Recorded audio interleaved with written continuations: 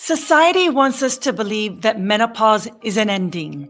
But what if we could actually see it as a beginning, a second spring, a powerful awakening, a time to come home to ourselves, to listen deeply to our bodies, and to reconnect with our inner wisdom and sense of purpose? Menopause isn't something to be feared or fixed. It's an invitation to transform. And that's exactly what we're exploring in today's episode.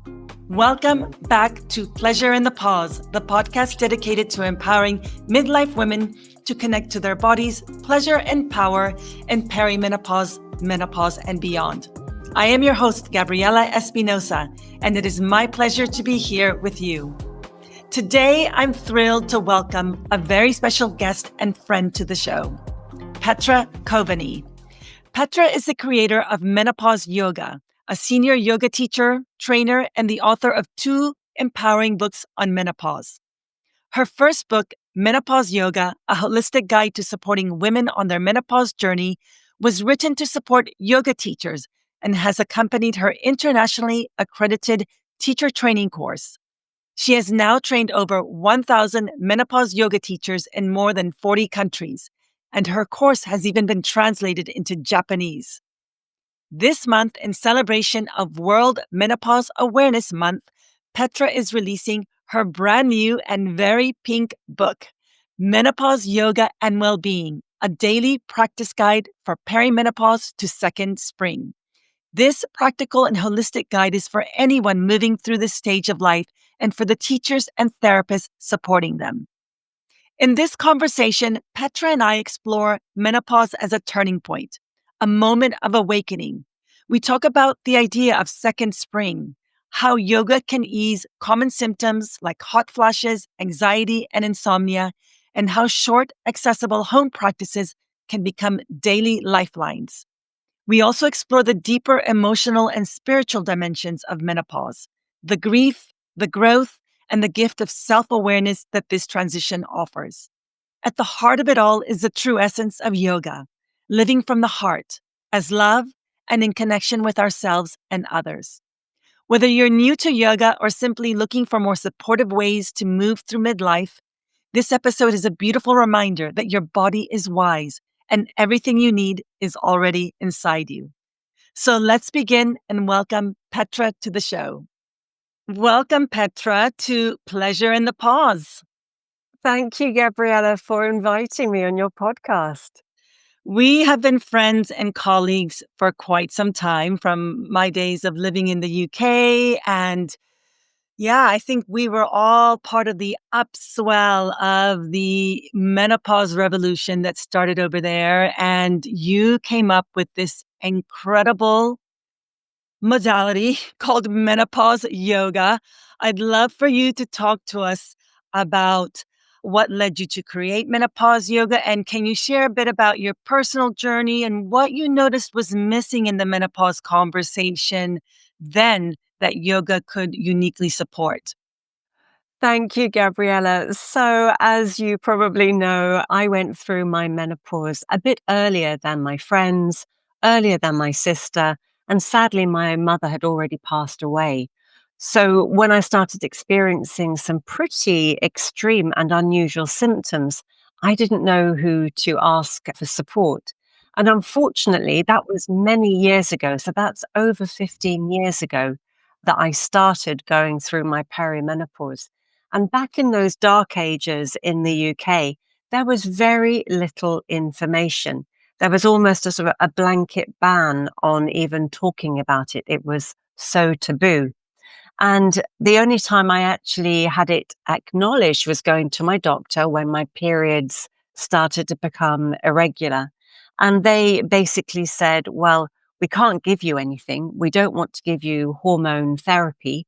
Therefore, off you go, you're on your own. And I said, but I'm a yoga teacher. Is there anything you can offer me, like nutrition, herbal remedies, or a support group so I can talk to some other women about what's going on? They just said, I'm sorry, there's nothing. So that led me to feel very angry. I felt outraged that there was nothing, not just for me, but for other people. And I think, Gabriella, that having had a previous profession working in journalism in the BBC, working in research, I felt able to go and find out information for myself. But I had to glean that from all over the world, different people, different places. And so I thought, I want to bring together yoga and other holistic well-being practices all together in one kind of program or approach. So it's menopause yoga and well-being. And the other aspect of this was that I felt that hormone therapy should be part of that conversation, that we shouldn't exclude it because there could be benefits for some people. But we also needed to address lifestyle, etc. So that was very revolutionary at the time. And there was a lot of resistance from people in the yoga world with me bringing in doctors or medical information about your hormones and hormone therapy. But similarly, there was also resistance in the medical profession against having yoga people offering yoga practices to help ease symptoms. But with some perseverance and determination and some forward thinking people, I was able to start offering these workshops and classes. And over time, it actually was quite sudden. It really only took about a year. The classes and workshops blossomed, and we had people traveling from all over the world to come to London in the UK to come to these workshops. And then yoga teachers started saying to me, well, we'd like to teach what you're teaching. Is there a training course? And the women attending the workshops were saying, we really enjoyed that, but we're going to go home now to America, South Africa, Australia, across Europe. Where are the local teachers? And that's when I realized, Gabriella, I had to create a training course for other teachers because the need was so great. So that's how it all arose. Yeah. And hearing you speak, I remember those times that I felt like, whoa, so long ago. You were saying the word menopause, right? You were using that word menopause, this word that was whispered, taboo, spoken in secrecy. And you were saying this can help your menopause. This can support your menopause. And women were looking for answers to support the very symptoms that you were talking about. And again, this conflict between a holistic modality like yoga, which is like an ancient technology. We've heard people call it an ancient technology because it is a technology of the body and mind. And what doctors were saying was that was so contentious. And I love that you just kept on your path. You stayed true to your calling and developed this incredible modality. You developed it into a training program for teachers. You've trained hundreds, thousands of teachers worldwide. I have your first book here, Menopause Yoga, a holistic guide to supporting women on their menopause journey. I loved reading it when I was teaching yoga. It's a written guide for teachers. And what was your vision for this book, and how have you seen it impact the way yoga teachers support midlife women? Oh, thank you for buying the book and for saying that. Yes, it was. I had people saying to me, even my friends were saying to me back in those dark ages, do not call it menopause yoga. Call it something else because that word is so taboo. We don't want to speak its name. But I really felt like you, Gabriella, that we needed to be out and proud. We needed to do what it says on the tin. It's menopause and it's yoga. So I just felt that was part of the issue, was we needed to talk about it. So thank you so much for mentioning the first book. Yes, there are over 1,000 teachers trained in about more than 40 countries worldwide, which has been really exciting. And this first book really was a holistic guide with what I hoped was factual, evidence-based information about Western medicine and hormones that we knew at the time, because things have changed. We've learnt a lot more, but also bringing together ancient modalities, as you said, of Ayurveda, traditional Chinese medicine, health and well-being, and also psychology, cognitive behavior therapy. Because when I was going through my own menopause, I didn't just have hot flushes or night sweats. I didn't just have anxiety and joint and muscle pain. I also had psychological aspects arising to the surface, deep stuff from long ago coming up, which nobody understood why that happens in menopause, but it does. And now we do understand a lot more about the brain changes. But I brought in cognitive behavior therapy using examples which were recommended by the British Menopause Society. So I tried as much as I could to make it factual, evidence-based, whilst also welcoming in the wonderful ancient traditions of yoga and Ayurveda. And now you've published a new book, which you have there on your screen, Menopause, Yoga, and Well-Being. You've expanded beyond teachers to offer practices directly to women. How does this new book build on your first one, and what do you hope readers will take away from it? Oh, I'm so excited about the new pink book with its Yeah, big it's so gorgeous. golden sun. It's very vibrant. So I'm sure you, definitely myself, can relate to the fact that we're all busy people. So it used to be in the past, I would get up in the morning and do at least a 1 hour yoga practice for myself before teaching and supporting other people. But life has changed, and I would find, oh, I've only got time for 15 or 10 minutes of a meditation and breath work, or I've only got 15, 20 minutes to do some movement and stretching, or I'm feeling really anxious this morning. What can I do? Oh, I'm going to do 5 minutes of a breathing technique.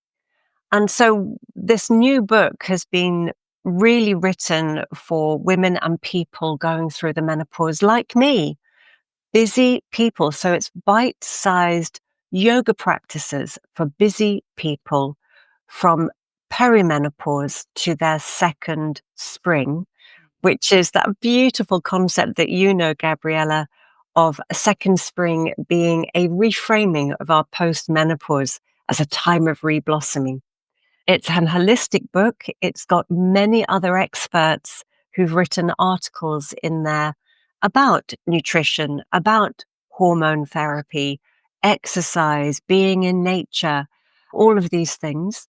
But also what I wanted to address in the book was the differences that we experience. I definitely experienced a lot of symptoms. I did not know why I struggled so much, especially as a yoga teacher. I Mhm. understand a lot more now what was happening.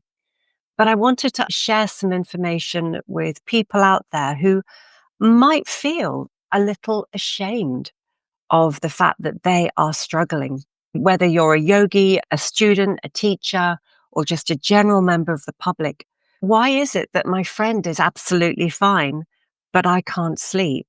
I'm putting on weight, or I'm feeling anxious, or constantly feeling irritable. I wanted to explain why that might be. Yes, please go ahead. I was going to definitely ask you that. We're talking about more the psycho-emotional aspect, right? The hormonal changes we experience in menopause can have a big impact on our mental health, leading to low mood, anxiety, even depression, other taboo topics that we're not allowed to talk about or that we're ashamed to talk about.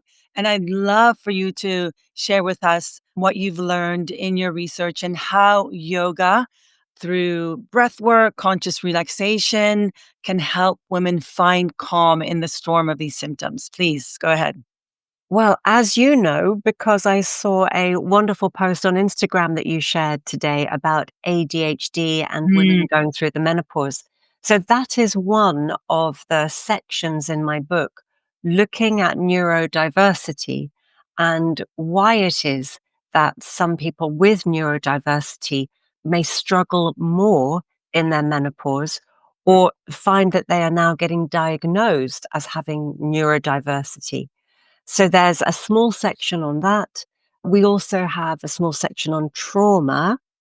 mhm, And this also feeds into ethnic diversity. So if you are someone who is Black, ethnic, Caribbean, a person of color who is living in a country which is white Caucasian dominant, you maybe have experienced racism on a daily basis, what we call those microaggressions that mhm, build up from childhood even up to when you come to menopause.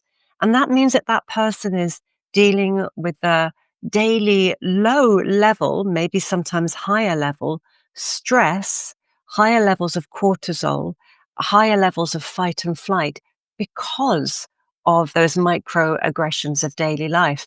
And so we do know from research that those people, according to the research in the UK, will go into menopause earlier by several years and may experience more extreme symptoms.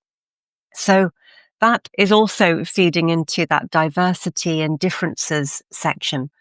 But also, we know that people who relating to their gender or their gender identity, and also poverty, mhm. people who experienced childhood trauma, where they had an instinct, their nervous system got stuck in the fight and flight response, they also will find that this comes to the surface again in their menopause. So I'm a great one for understanding. I always want to ask why. And I know that you're the same, Mm. Gabriella. You're curious. You're like, but why? But why? Yeah, yeah. And I know that the research into women in the menopause, women and people going through menopause, we're still in our infancy, but we are learning more. And I think that knowledge is helpful, don't you? I'm so happy that you are bringing light to this, to the neurodiversity, to the microaggressions and racism. These are all very real issues and issues that need more research, that need more awareness.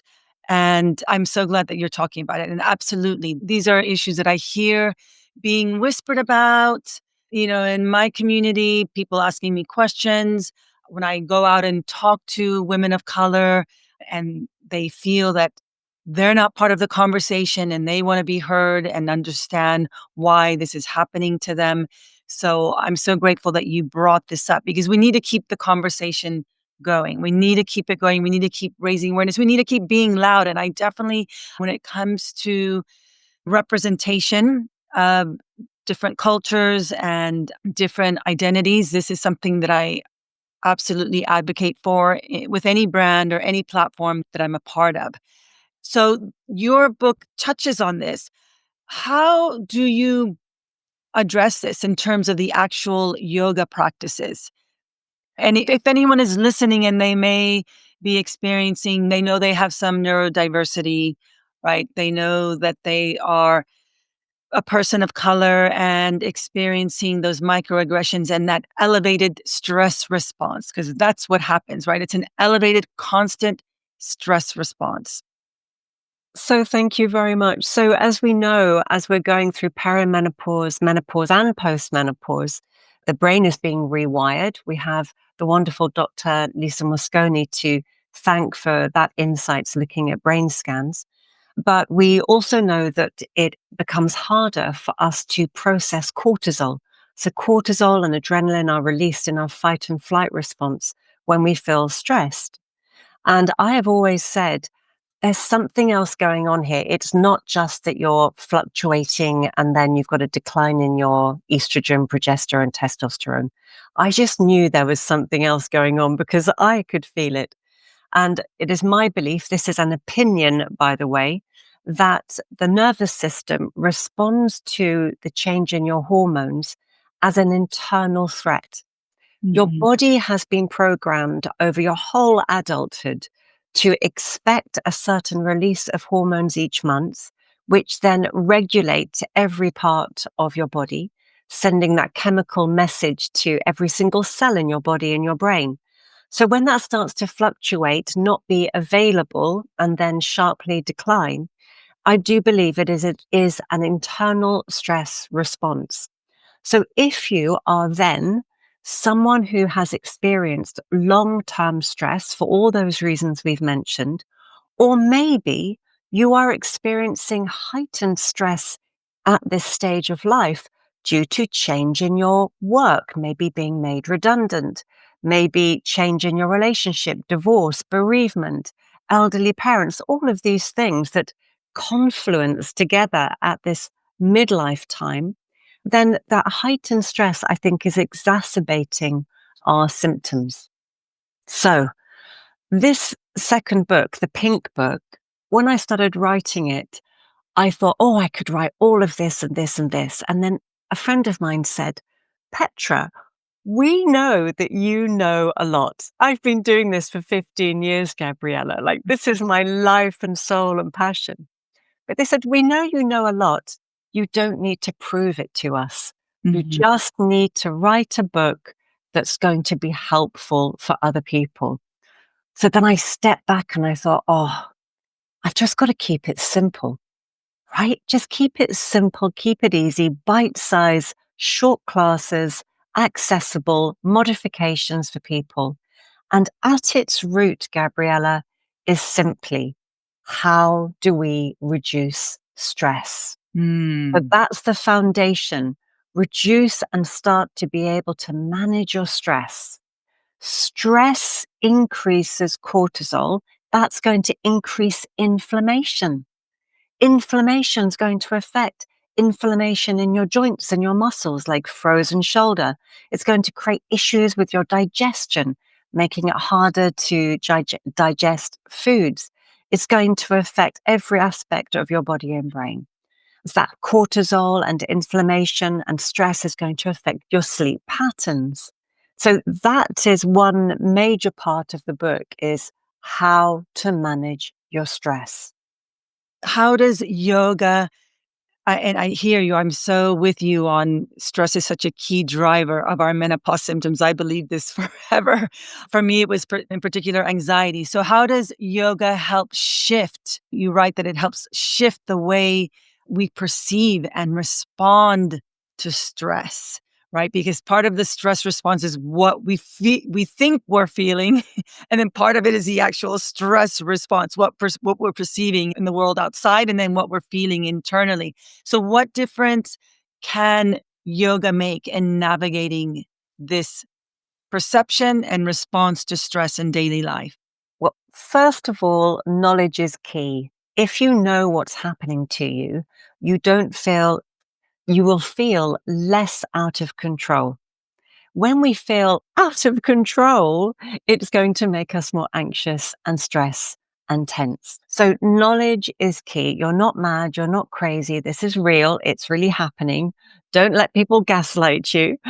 And now start to befriend your symptoms, befriend your emotions, and relax.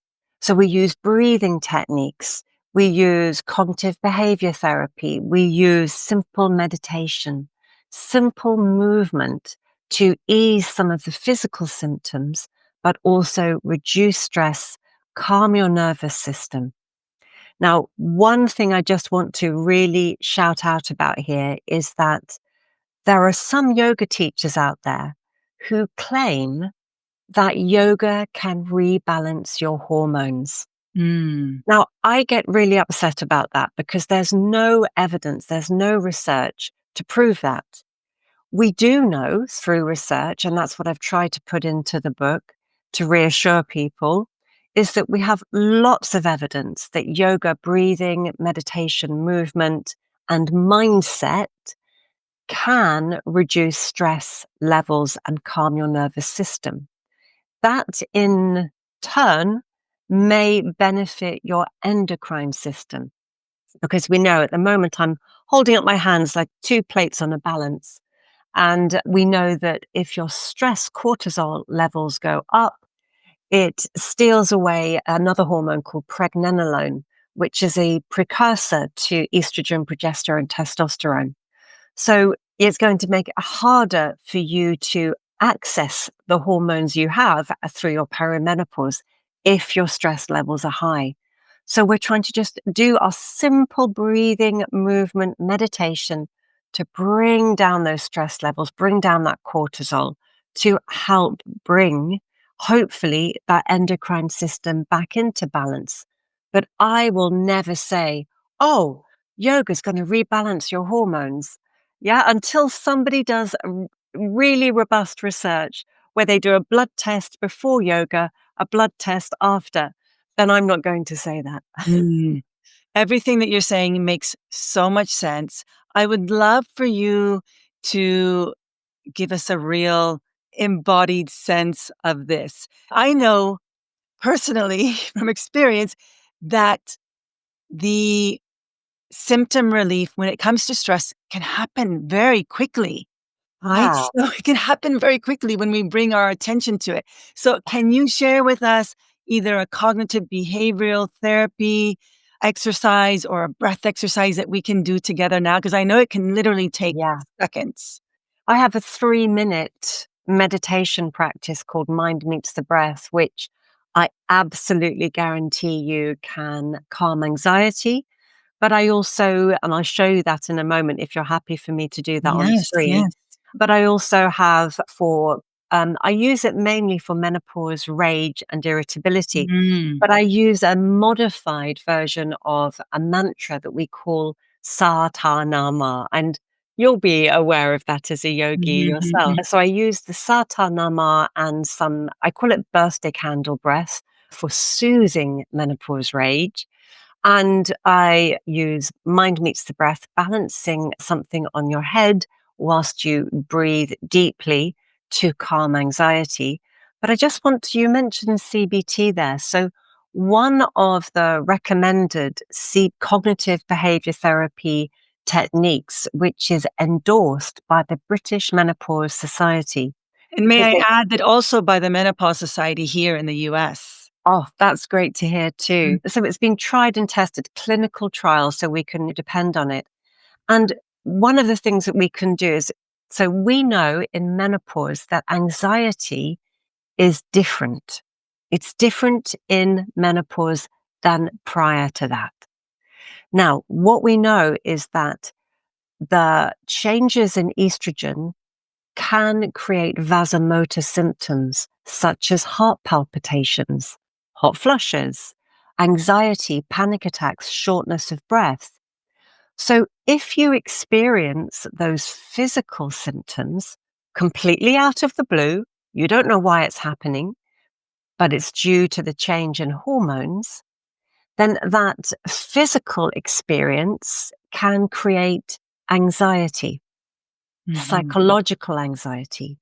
That psychological anxiety can then increase your heart rate, create more heart palpitations and shortness of breath, and making your anxiety or panic attacks even worse. So it becomes this vicious circle, feeding one into the other. So if we know that the root cause of those heart palpitations and anxiety attacks, if we know that it's come from the hormone changes, we can start to change the way we talk to ourselves whilst we're experiencing those symptoms. So in menopause yoga, we do some very slow breathing, some simple yogic breath, breathing into belly and then the ribs and the chest. We do a sighing breath out of the mouth, very soft ocean breathing out of the mouth. And we repeat this breathing technique whilst also saying to ourselves, changing the dialogue in our own mind, bringing ourselves down from that sort of heightened state of anxiety until we just relax. Now, another technique using cognitive behavior therapy is to do with hot flushes. So CBT, what you can do is instead of saying to yourself, oh my gosh, I'm having a hot flush, which is then going to make you more anxious. You simply become the observer. Go, I'm feeling hot. Yeah, I'm feeling hot. Okay. Then instead of saying, I'm going to get red in my face and sweat, and everybody is going to be looking at me. Actually, research shows people don't even notice. So just tell yourself, no, no one's going to notice. This is just something happening to me. And instead of thinking, this hot flush is going to go on forever and ever, I'm never going to get cool, you just say to yourself, actually, this is only going to last a very short amount of time. And I know that from previous experience. Mm-hmm. So then in menopause yoga, we add into that. So we practice that ocean breathing I mentioned before. And I have something called the hot flush mantra, if you like. Oh, I love that. We just repeat to ourselves as we're breathing really deeply and slowly, breathing out of the mouth. We say, this is just a hot flush. It will not last. I let it flow through me. It will pass. And we just repeat that because what we do know is that, and we know this from clinical research, trials and tests, if people practice this slow paced, calm breathing and they relax into the sensation of the hot flush, that's that let it flow through you, then actually it stops sooner, it gets cooler, and over time, your nervous system learns that it can relax and you don't have the hot flushes anymore. Now, when you learn these techniques, which are so simple, it can take just a few minutes. That feels quite empowering. Yeah. And then you feel Absolutely. more in control. Absolutely. Yeah. I love this idea of talking to yourself. Like you're talking to yourself, you're self-soothing in a way, right? And I think sometimes I would go around talking to myself all the time, and my kids would say, "Mom, are you talking to yourself again?" And I'm like, I have research to back me up. No, I'm not crazy. I was actually self-soothing, and it really helps. I've also heard that if you add your name, if you say your name, so Gabriella, this too shall pass. Gabriella, this too shall pass. That when you talk to yourself and literally enunciate your name, that also research shows that also helps reinforce those neural pathways that say you are going to be okay and this too shall pass. I love that. I'm actually going to add that into my class that I'm Yeah. teaching I'll tomorrow. send you a bit of research that I found regarding that, just adding your name. You just say And your name. this is what I love about the Menopause Network. And you and I, we've grown and grown over the past, 5 or more years as we've seen this really expand and develop. And I love how we support and share and listen to each other. I think it's a Mhm. wonderful network of people to be part of. So there are so many other techniques, and honestly, they can take 2, 3 minutes, or you might even feel the benefits even sooner. And that's what this book is really all about. I've designed practices for you to practice at home, but also they are practices that you could practice on a train, on a public bus, in a supermarket.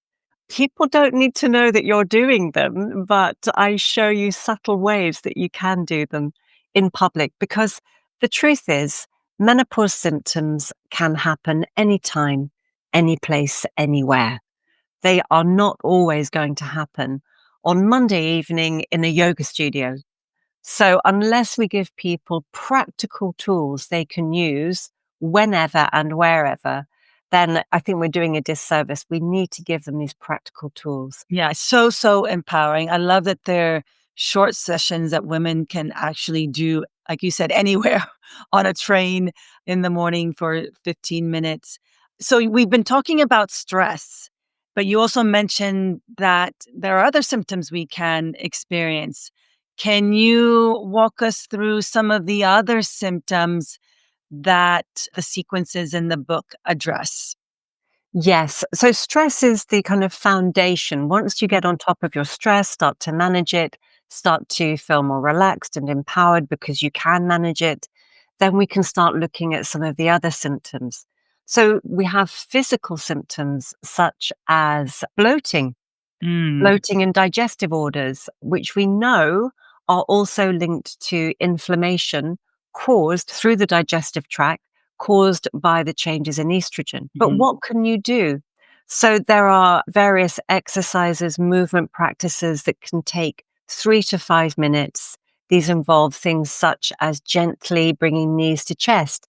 This is a practice called apanasana, isn't it, Gabriella? Mhm, mhm. Very, very gentle practice of apanasana, bringing knee to chest to help move the trapped digested food or the wind, the gas, through peristalsis, in through the digestive tract and out.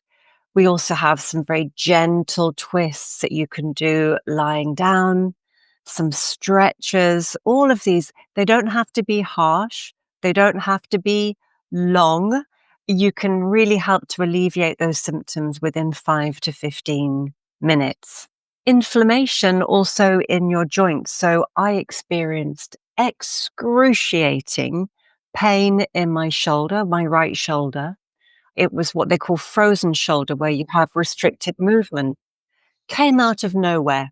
And I had inflammation and nerve pain in my lumbar spine at the L45, which is so typical of people going through menopause, and also at the sacroiliac joint. I see so many of my clients who have sciatica or lower back pain. So these are some of the areas that really get inflamed and the nerves become more sensitive. So I have somatic, very slow embodied practices like I knew you practiced, Gabriella. Really slow, helping the body through very gentle movement to ease some of those painful symptoms in the body. And in addition, we also move through things such as, well, we mentioned menopause rage, soothing menopause rage, lifting the low mood, which has a medical term. Yeah, in menopause, that low mood, which is linked to hormone changes, is called anhedonia, loss of Mm. joy. And loss of joy is one of those symptoms that many people feel embarrassed or ashamed to talk about because they look around at their life and they think, well, I'm not particularly stressed. I've actually got a good, comfortable life, but why am I feeling flat? Why have I lost my joy?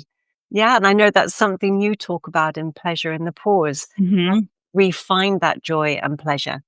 So we have yoga movement and practices and breathing techniques, including breath of joy.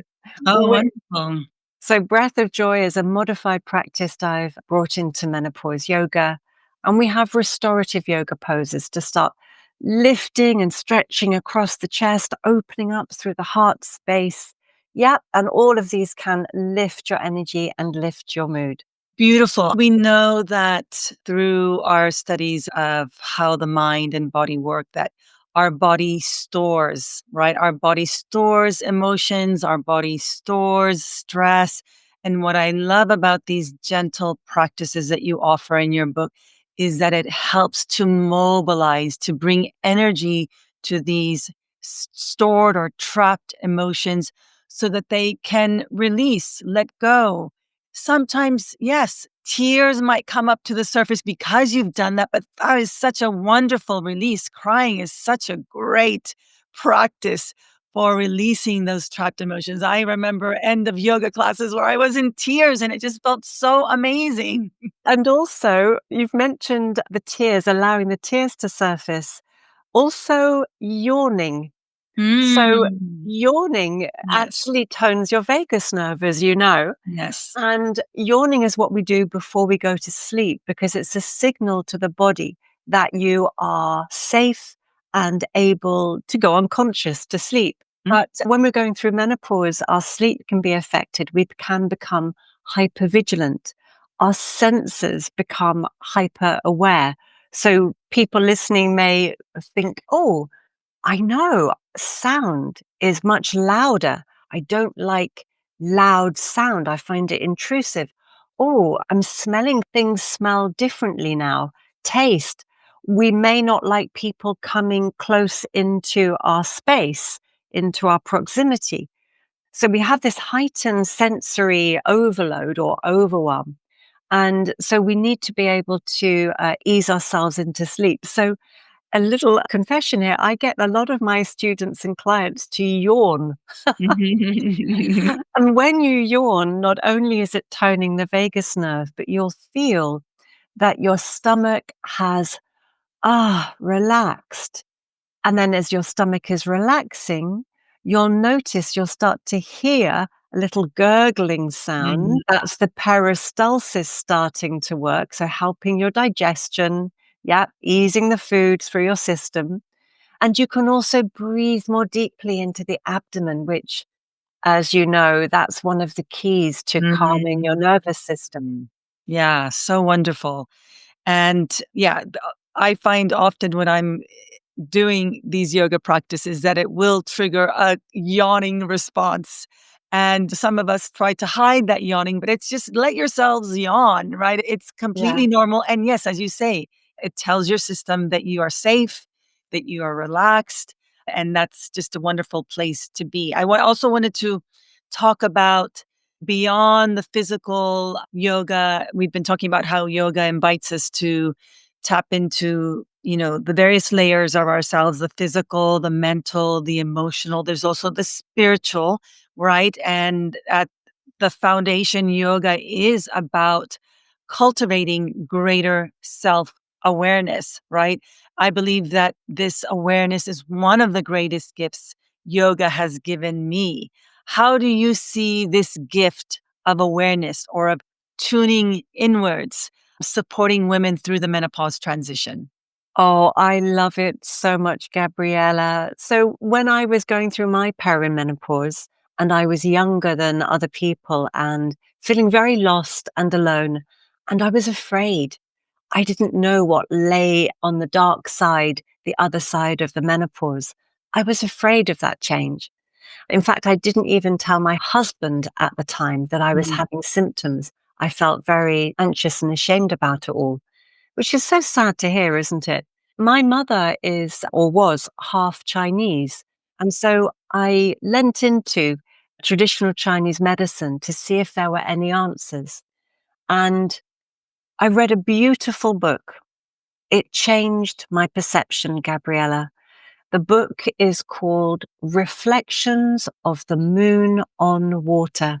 mm, All credit to that author because that was where I first heard of the concept of second spring. And she was describing that in ancient traditional Chinese medicine, not the more modern version, but the ancient traditional Chinese medicine, they viewed postmenopause as your second spring.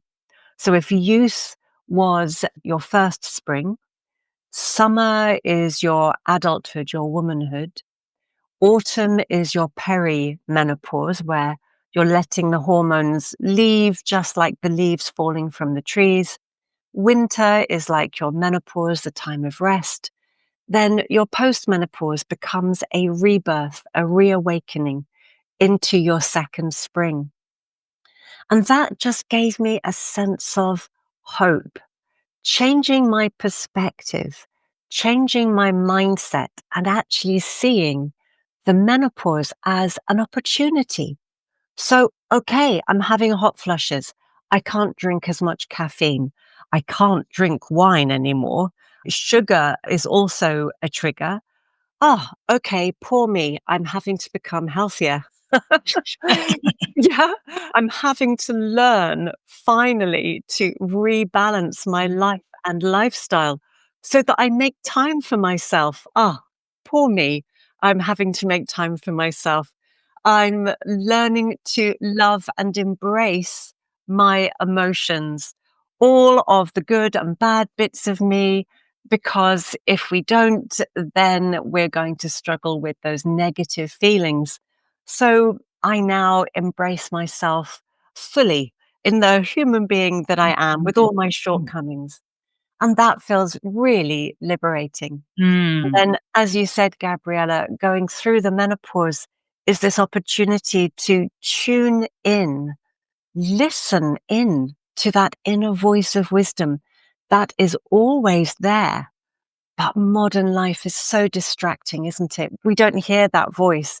So by listening in, tuning in, and taking time to look after your health and well-being, you are then naturally going to enter your second spring feeling healthier, happier, and with a little bit more knowledge and guidance, we can also prevent some of the long-term health risks occurring in postmenopause. Yeah, no, as I was listening to you speak about all these beautiful benefits that this greater awareness yoga gives us, it's really about stepping into, and you hear this word, but that's what came up for me, wholeness, right? We step into our wholeness, our fullness, all the messy bits, our emotions, all the wonderful bits of really stepping into our health, the healthiest versions of ourselves, the wise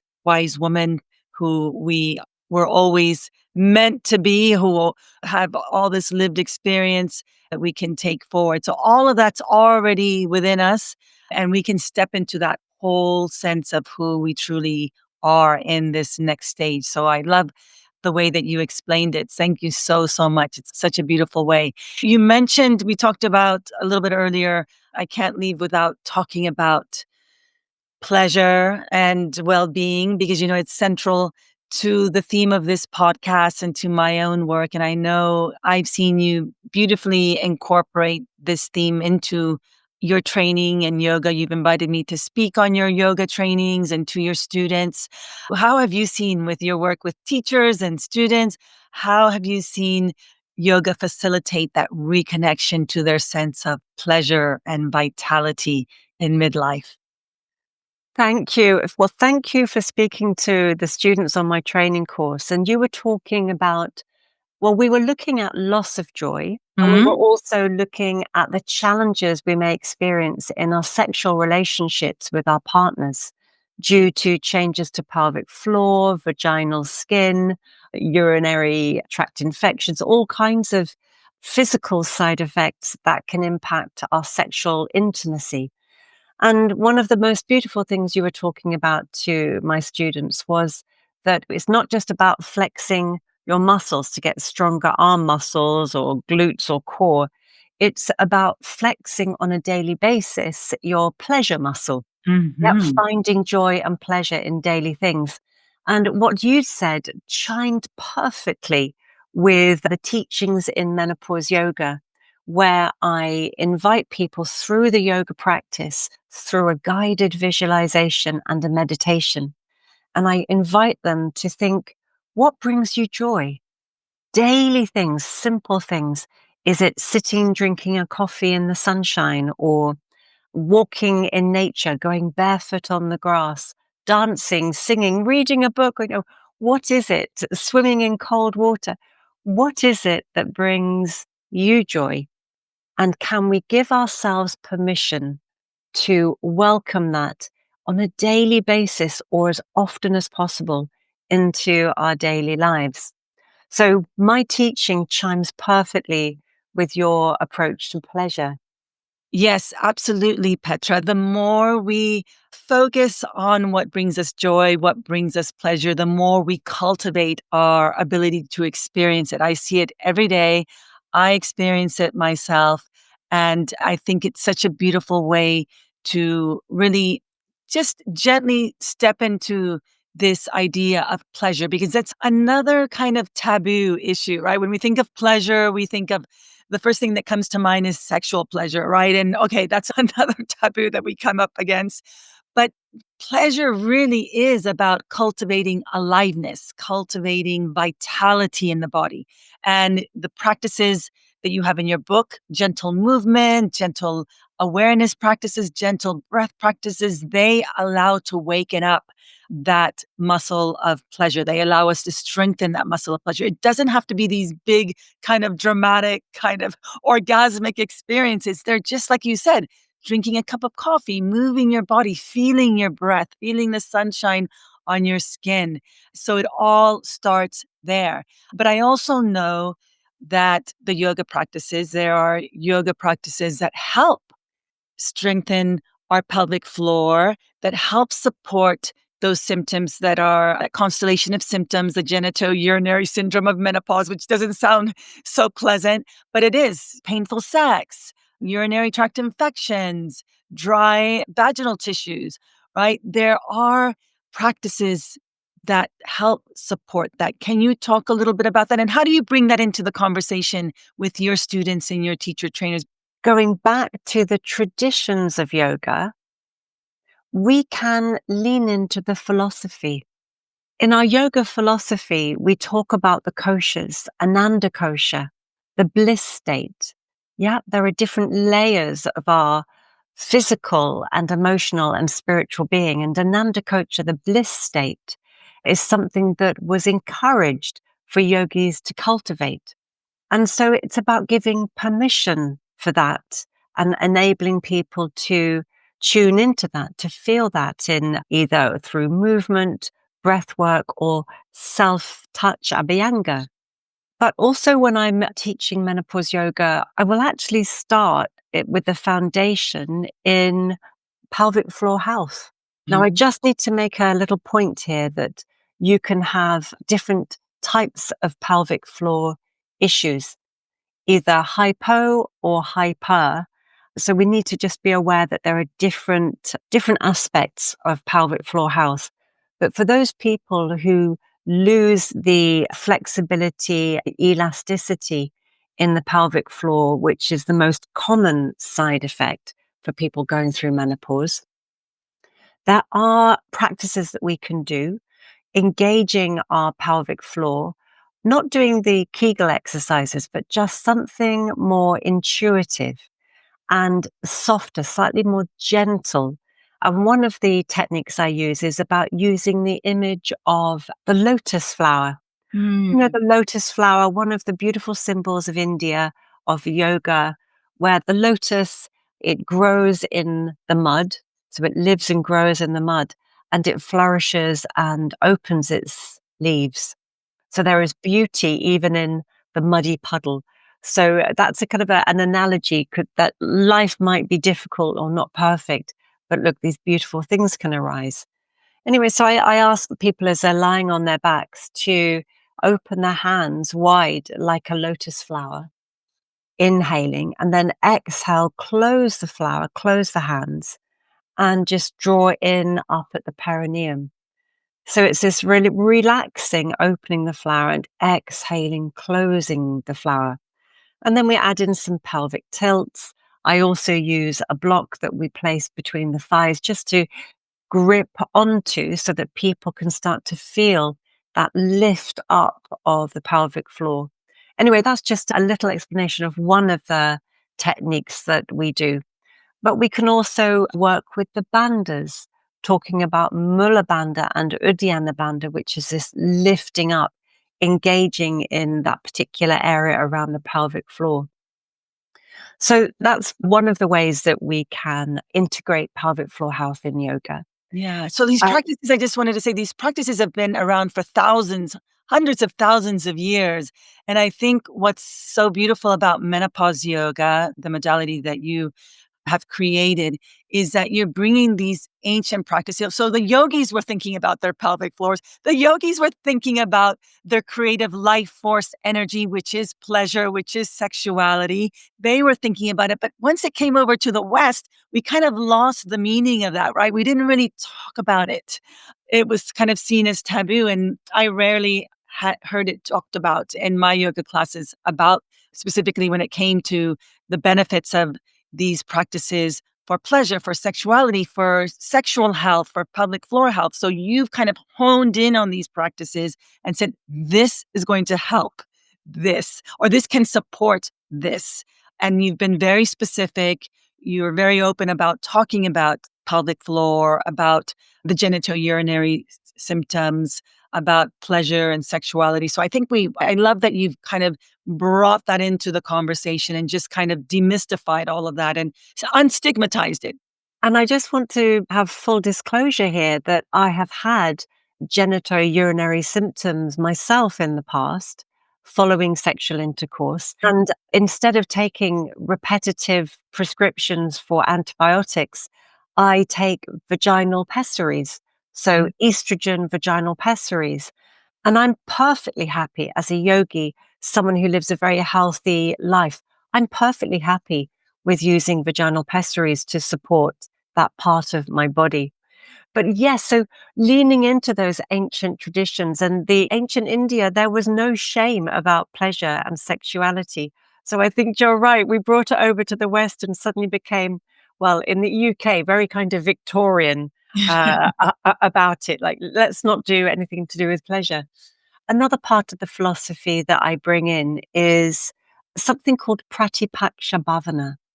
It's such a beautiful, simple concept that comes from the ancient yogic philosophies, the teachings that are basically a guide to living your life. They don't say you have to do this, but they say if you do this, you may have less suffering in your life. And one of them is, I said, Pratipakshabhavana is the conscious decision, the choice to take a negative thought and view it in a more positive way. So you might feel very low in your mood. You may feel that there is no joy in your life. But if you change your mindset and think, well, if I change this and look at it from completely the opposite perspective, what would that look like?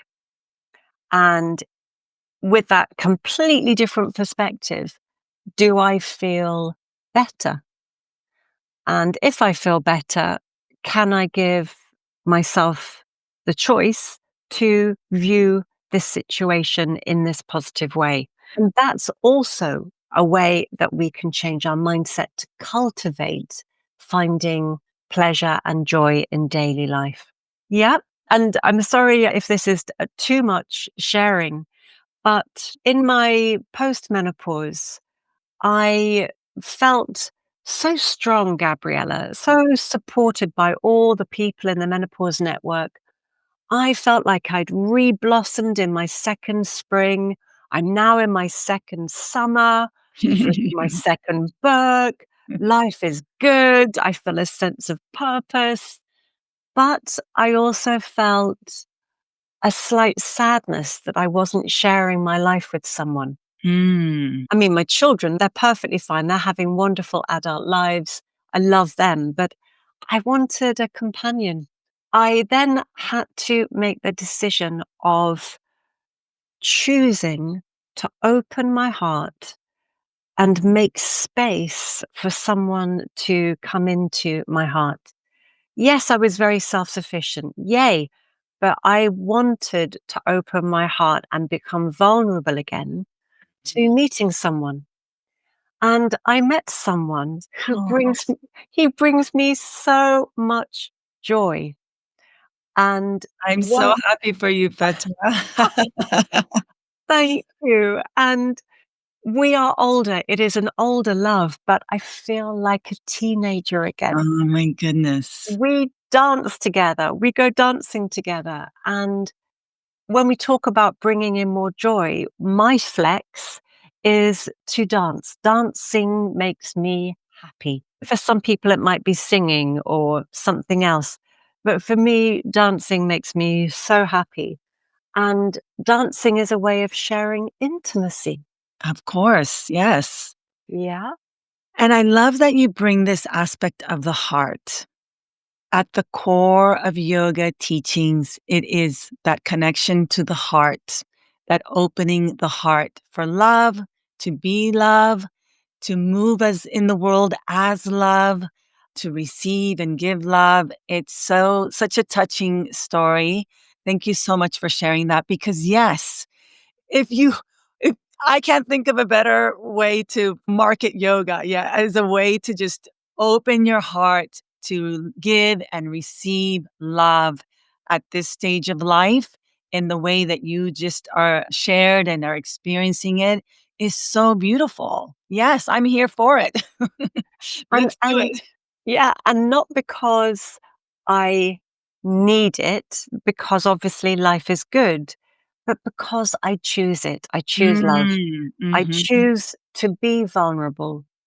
And yoga also helps us to talk to ourselves, breathe deeply, and say, you can do this. You can do this. Mm. Yeah. Such a beautiful note to end on. I was going to ask you as in closing, what has been one of the greatest lessons that yoga has taught you that you'd love to share with women listening beyond opening your heart? I mean, that's the greatest lesson we can all take away from this. But anything else that you'd like to share with women to help them in their own menopause journey? Firstly, that second spring is real, but you Mhm. do need to look after your health and well being as you're traveling through perimenopause and menopause. Otherwise, you could find you don't have the energy to actually flourish in your second spring. So look after your health and well being, rebalance your life and your lifestyle, and then you can flourish and thrive, feeling stronger, healthier, happier in your post menopause. So that would be one of my main things that I hope people will take away from this. But the second one is really coming back to the roots of yoga, which is meditation from our philosophy. And that is that we already have the answers. Dear Mm. friends, we already have the answers. We may feel that we are lost, alone, and don't know what's happening. But if we can be guided to sit or breathe and listen in, tune into the inner voice, that's our soul. That's that inner voice. It's always there for you. It always is there and it's got your back. It will have the answers. Okay? So So you've got beautiful. this. You've Beautiful. got Thank you so much. Yes, that self-trust is so, so important. Thank you so much, Petra. Please let us know how we can find your book, how we can find you, how we can find your classes. Okay, so the book Menopause Yoga and Wellbeing, it's the pink book, everyone. That's the public Mhm. one. And it is published by Singing Dragon and Jessica Kingsley Publishing, I think in the United States. You can buy it from the bookshops or on Amazon. I know that's a much easier way for many people. And I just want to quickly draw your attention, everyone. This is not just a book with words and class plans. It's not just a book with pictures. There are QR codes in every single section which link you to videos. Those are video classes where we have models, teachers who are showing you the practices. My voice is guiding you through the practices. And I am very proud to say that the models who are in those videos are real and relatable, just like you. They are not the perfect image of a yogi person. They are all different body shapes and sizes. They are age appropriate to 40s, 50s, early 60s, and they are people of different ethnic backgrounds. So I hope that when you see the videos, you can relate to these people and see yourself in them. That's what Mm. this book is about. I'll put the links in the show notes for sure and the link to purchase the book. In the States, it's being released, I think, on October 8th. So, in time for World Menopause Awareness Month. So, very excited about that. And then tell us, what is your website and Instagram handle so people can find you there?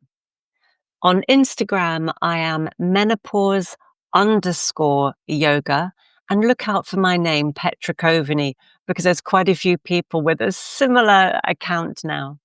My website is simply www.menopause-yoga.com. And I run classes, courses, workshops, online and in person. And I'd love you to come and join us. Thank you so much, Petra, for all the beautiful work that you offer into the world. Thank you for sharing your heart with us today. And it's been such a pleasure speaking to you. Thank you for joining me for this episode of Pleasure in the Pause. Want to help me spread more pleasure in the world?